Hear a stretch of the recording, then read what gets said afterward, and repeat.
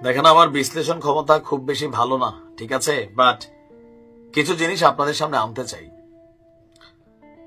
যে কোনো সময় বাংলাদেশে আওয়ামী লীগ মাঠে নামবে এবং তাদেরকে মাঠে নামানো হবে। কেন জানেন? এই মুহূর্তে যে বিভাজন তৈরি হয়েছে, সেই বিভাজনে ক্ষমতায় টিকে থাকতে হলে, আগামী নির্বাচনে পাশ করতে হলে অনেক দল আছে বিএনপি ছাড়া যাদের আসলে পেশি শক্তি নাই। একটা ইউনিয়ন পরিষদ নির্বাচনেও একজন চেয়ারম্যান প্রার্থী হইতে গেলে প্রত্যেকটা নির্বাচনী যে কেন্দ্র আছে সেখানে এজেন্ট দিতে হয়, ভোটটা ঠিকমতো করাইয়া ফলাফলটারে নিয়ে আসতে হয়। এখন এরকম সক্ষমতা কয়জনের আছে? বিএনপি ছাড়া এই মুহূর্তে নাই। এখন ছাত্ররা নতুন রাজনৈতিক দল করছে। গতকালকে উপদেষ্টা আসিফ মাহমুদ এক বক্তব্য দিয়ে আজকে আবার বদলাই ফেলছে যে তাড়াহুড়াতে দিছিলাম, পুরোটা বলি নাই। কালকে বললো যারা আওয়ামী লীগের অন্যায় করে নাই, অপরাধ করে নাই, তারা নির্বাচনে আসতে পারবে। আজকে সে বলতেছে আমি আসলে পুরোটা খুইলা বলতে পারি নাই, মেইন কথা হচ্ছে আমি আওয়ামী লীগের নির্বাচনে চাই না, আওয়ামী লীগের নামও নিশ্চিহ্ন করে দিতে হবে। আচ্ছা, যদি স্থানীয় সরকার নির্বাচনটা আগে হয় তাহলে মাঠ পর্যায়ে আওয়ামী লীগ, যুবলীগ, ছাত্রলীগ এদের কিন্তু ডাক পড়বে। লোকালি আওয়ামী লীগের সময় শুধুমাত্র নির্বাচন আসলে বিএনপি এবং জামাতের নেতাদের দাম বাড়তো, কর্মীদের দাম বাড়তো। আমি আমার লোকাল এরিয়াতে দেখছি যে আওয়ামী লীগের নেতার পাশে জামাতের নেতা বসে আছে। আওয়ামী লীগের নেতার সাথে বিএনপি নেতা কর্মীদের সখ্যতা ছিল। কেন? নির্বাচনকে কেন্দ্র করে, হোক সেটা মার্কার প্রার্থী অথবা বিদ্রোহী প্রার্থী।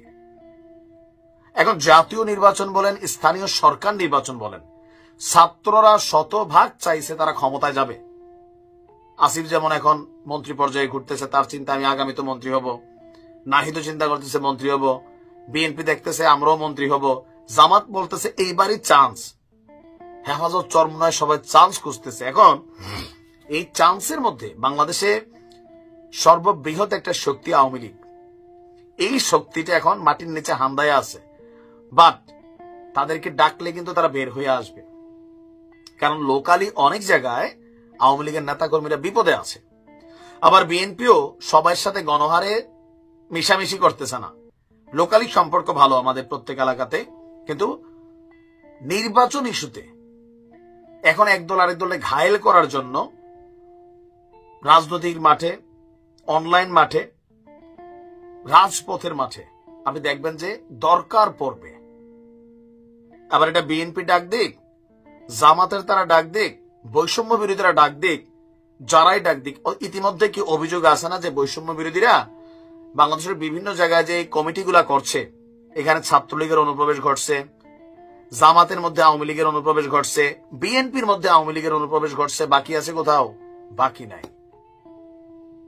নির্বাচনের সময় দরকার কি? ক্ষমতা।